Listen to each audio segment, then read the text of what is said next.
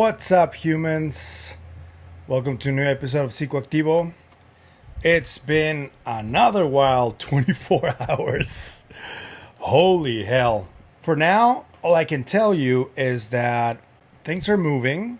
We're about to have the Roswell Festival on the next weekend. Professor Stephen Brown is going to give a lecture there. He's going to present all the findings of his investigation into the bodies and the team he's gathered together. So we got to wait in order to give you more information about that specifically. Anything else beyond that, I don't think it's a good idea to divulge just yet because it would be irresponsible. So I hope you guys understand. Bear with us, and we will give you information over the weekend. But since this week was World UFO Day, I wanted to shed some light into something that happened back in June 5th, but it was just reported recently. I will leave the video while I speak so you guys can see. I cannot play the music of the video because I could get demonetized, and I don't want that.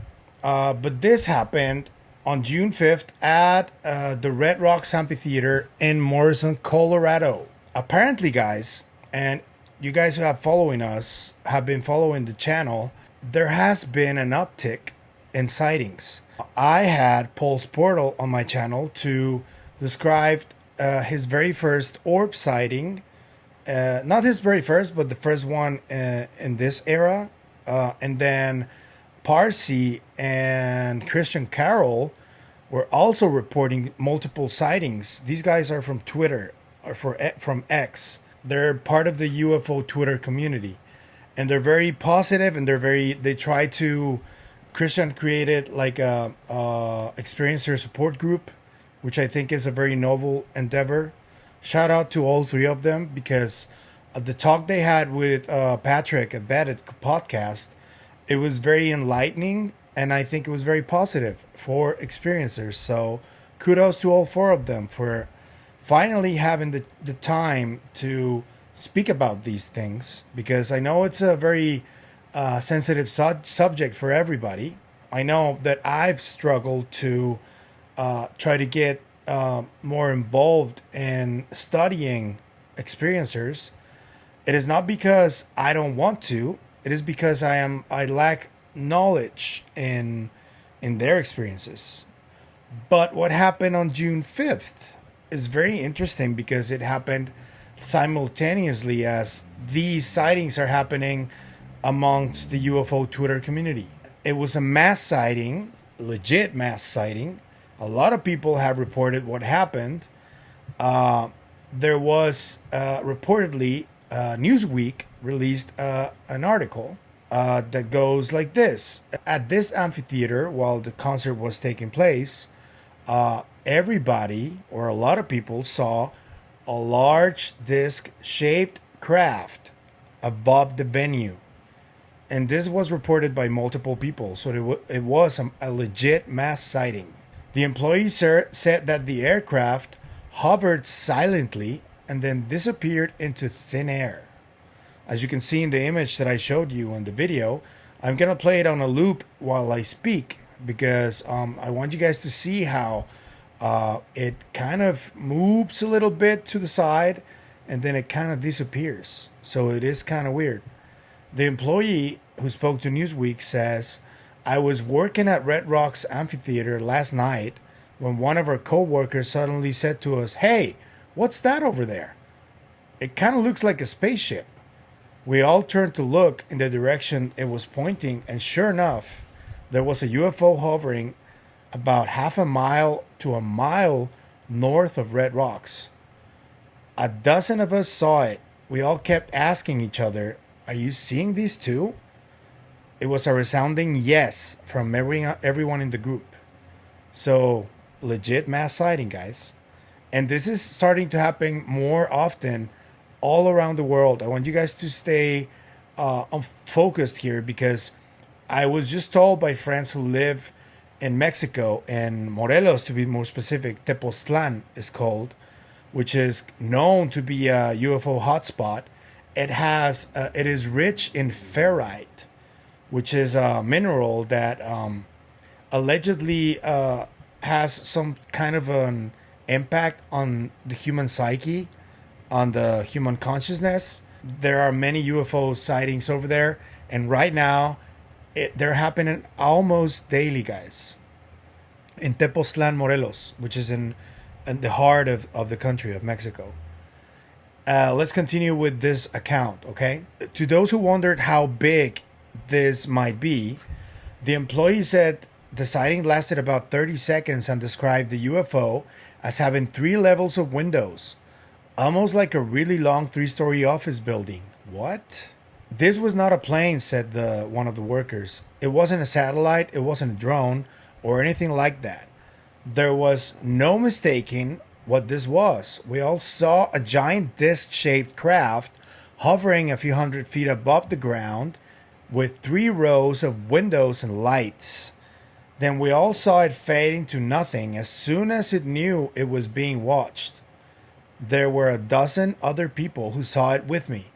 So this checks out to with many of the experiencers on UFO Twitter who have reported that when they get their cameras out or try to take a photo and they don't ask for permission, these craft tend to disappear or maybe cloak themselves or something like that. So this is very interesting.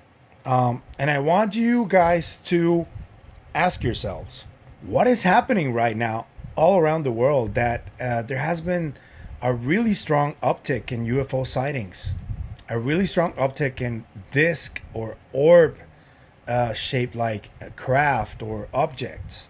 What can someone like, for example, Chris Bledsoe tell us about this? Because he was on a space with Full Stack Logan a while ago, and he spoke about this. He said that these orbs do appear when people are sort of experiencing kind of like a trauma or something like that. And guys, I don't want to spook anybody, but right now we're currently going through a really difficult time in the world, especially in the Middle East and especially in Ukraine.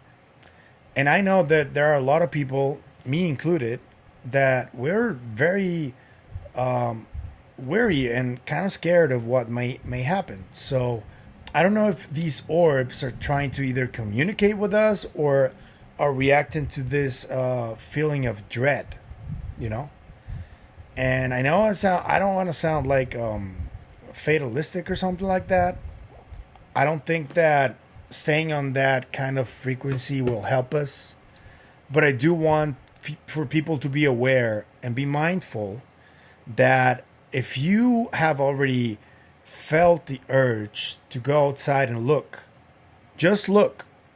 Don't communicate, just look. Go. Have a look. See if something appears or something manifests. And for the love of God, because this is not a dig at anybody, because I know we all have decent cameras on our phones, but if you are a part of the community and you are watching these orbs constantly or on a daily basis, I think that we can all chip in or help you guys to get proper equipment, like a really nice lens, a really decent camera, because I know it's not cheap, but it's also, you can get a decent camera and a decent lens for less than $1,000, maybe 1,500. Anybody of you who is going through this right now and wants some advice on where to get or what kind of equipment to get, you please feel free to contact me. As soon as I drop my video on either Twitter or Facebook, because I'm gonna do that, please, if you're watching orbs constantly and you're not aware of what kind of equipment would work, I know exactly the kind of equipment would work that is not that expensive. We can maybe organize all together to get you some equipment if you don't have the money for it, or if you need people to chip in. We can do that because we're looking for that smoking gun. So I think we can work together. to get that smoking gun, to get that proper footage of either an orb or many orbs or a disc or a triangle or whatever. And given that it's World UFO Day, I'm sure everybody who is keen on this will agree with me that we could use some decent footage right about now. And if the government doesn't want to share it, if they have it, let's do it ourselves. What the hell? I think we can if we work together. So let's do it. What do you think? So that's it for my video today. I want to thank everybody for the comments on my previous video. It was a weird one because I got contacted by some weird people that I hope I can tell you eventually what happened. Maybe it's a prank. I don't know. It's not anything dangerous or anything like that, but I do want to eventually, if I can, I want to talk about it because I think it's interesting.